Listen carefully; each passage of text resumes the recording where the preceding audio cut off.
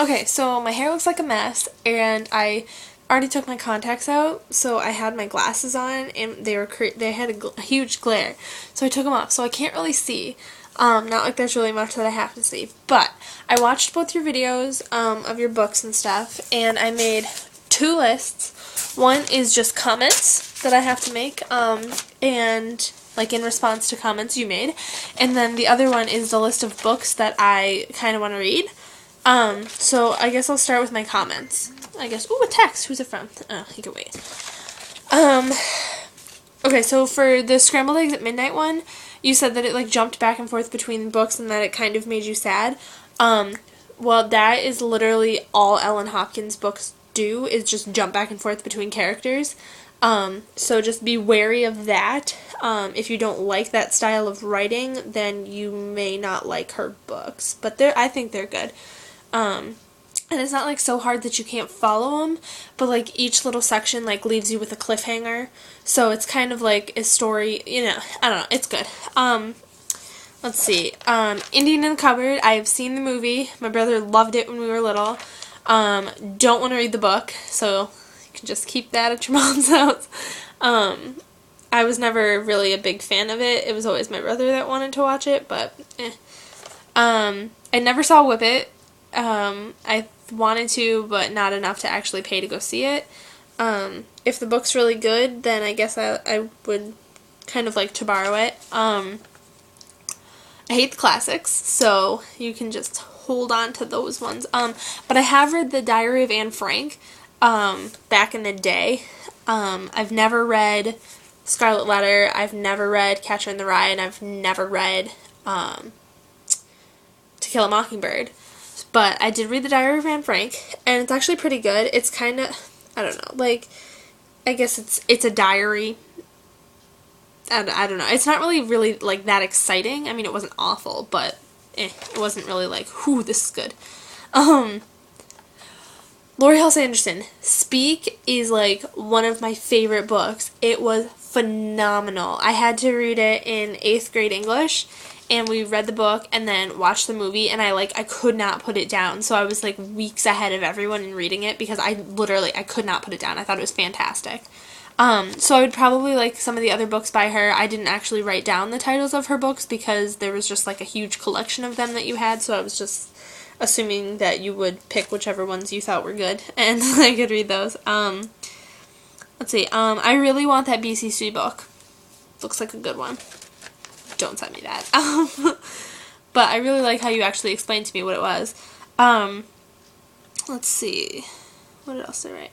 Oh, Something Borrowed. I saw the movie and I thought it was good, but I don't really want to read the book because I've already seen the movie. Because I remember when we bought Woman in Black, that book, I started to read it the other day, and I could not read it because I had already seen the movie and I already knew what was going to happen, so I could not, for the life of me, get into it. But here's a list of books that I was interested in.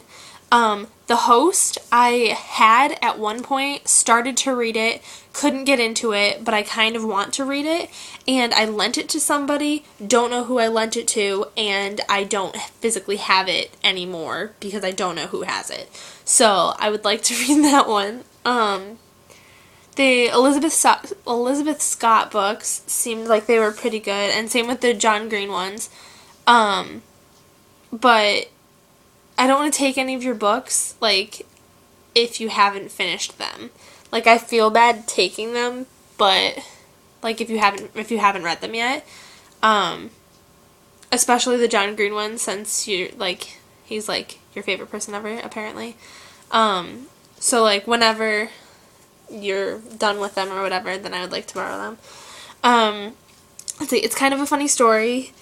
The Town That Forgot How to Breathe, Will Grayson, The Best of Me, Forget You, If I Stay, Dash and Lily's Book of Dares, Catalyst, which I think might have been Laurie Halse Anderson, but I'm not sure.